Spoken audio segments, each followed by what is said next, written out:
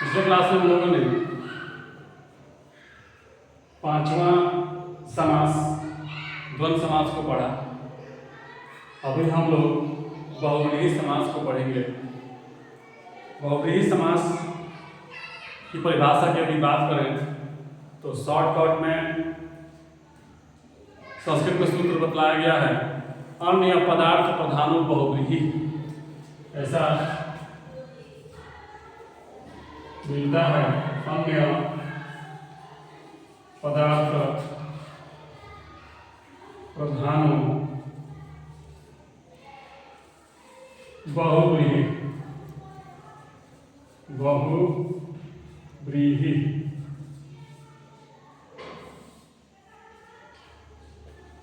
अन्य पदार्थ प्रधान बहुव्रीहि। तो उसी की परिभाषा की गई है कि जिस सामासिक समस्त पद में अन्य पद की प्रधानता होती है उसे बहुव्रीहि समास कहते हैं। अर्थात जिस सामासिक समस्त पद का कोई भी पद प्रधान न होकर कोई अन्य पद प्रधान हो उसे बहुव्रीहि समास कहते हैं। जैसे उदाहरण के तौर पर देखेंगे पीतांबर, यानी पीला है वस्त्र जिसका वह। यहाँ हम देख रहे हैं कि दो पद है, एक है पीत और दूसरा है अंबर।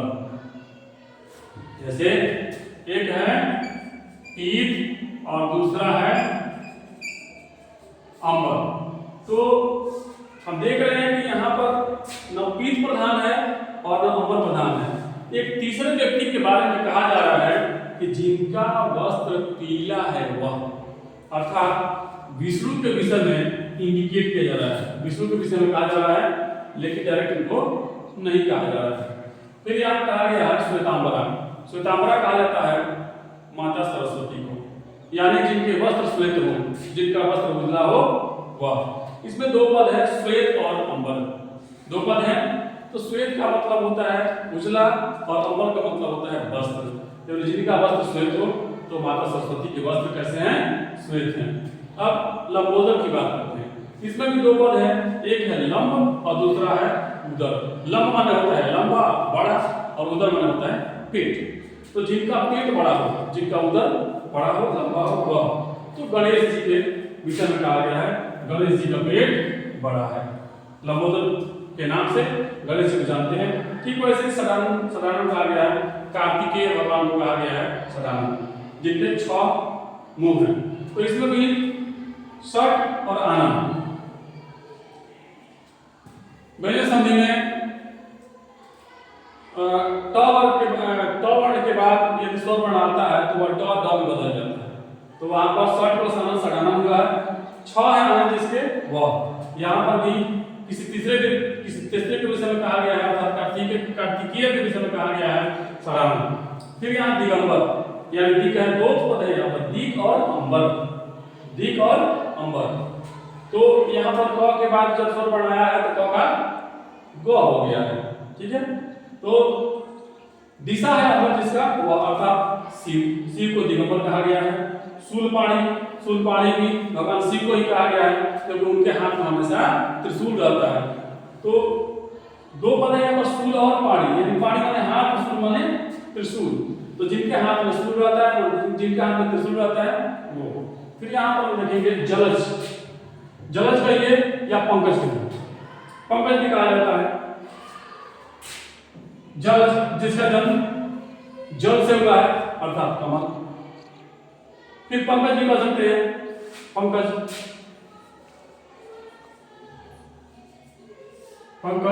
इसमें दो पद है, पंक और अज, यानी जिनका जन्म कीचड़ से हुआ है वह। कमल का जन्म कीचड़ से होता है इसलिए कमल को पंकज कहा जाता है। यहाँ पर भी दो पद है, एक पंक और दूसरा अज, लेकिन इन दोनों में से कोई प्रधान नहीं है। एक तीसरा पद कमल आके प्रधान हो जाता है। इसीलिए यहाँ पर यह जो परिभाषा दिया गया है बहुव्रीहि समास का, यह परिभाषा एकदम सटीक है, क्योंकि परिभाषा के आधार पर अगर देखा जाए तो ये सभी उदाहरण जो हैं वो सटीक बैठ रहे हैं। यानी इसमें दोनों जो पद हैं उन दोनों पद में कोई पद प्रधान नहीं होकर एक तीसरा पद आगे प्रधान हो रहा है तो बहुव्रीहि निश्चित रूप से बहुव्रीहि समास होगा। फिर देखेंगे 10 मुख, 10 है मुख जिसके, 10 मुख वाला कौन है? किसके 10 मुख है? और देखना है 10 है मुख जिसके, किसको कहा गया है? रावण को कहा गया है। फिर चंद्रशेखर, चंद्र है शेखर पर जिसके माथे पर चंद्रमा है, जिसके ललाट पर चंद्रमा है, भगवान शंकर को कहा गया है चंद्रशेखर। फिर यहाँ लंबकर्ण, जिनके कान लंबे लंबे हैं, तो किनके कान लंबे लंबे हो सकते हैं? वैसे तो सिंपल किसी का कान बड़ा नहीं होता है, लेकिन जिसका मुंह हाथी का हो उसी का कान हाथी का होगा। तो गणेश को कहा जा सकता है, गणेश हो सकते हैं ना। लंबकर्ण, लंबे हैं गणेश जिसके, अर्थात गणेश। पद्मासना, फिर यहाँ सरस्वती के विषय, मां सरस्वती के विषय में कहा गया है कि जो पद्म पर आसीन रहती है, श्वेत कमल पर बैठती हैं, ठीक है।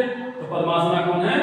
मां सरस्वती। इसके अलावा भी और कुछ उदाहरण हैं जो हम बता रहे हैं, जैसा कि एक उदाहरण है नाभि जन्म, अर्थात जिनका जन्म नाभि से हुआ है। किनके नाभि से जन्म हुआ है? तो भगवान विष्णु के नाभि से ब्रह्मा जी का जन्म हुआ है। तो यहाँ पर हम देख रहे हैं कि तीसरे व्यक्ति के बारे में कहा जा रहा है, तो ये बहुव्रीहि समास का उदाहरण है।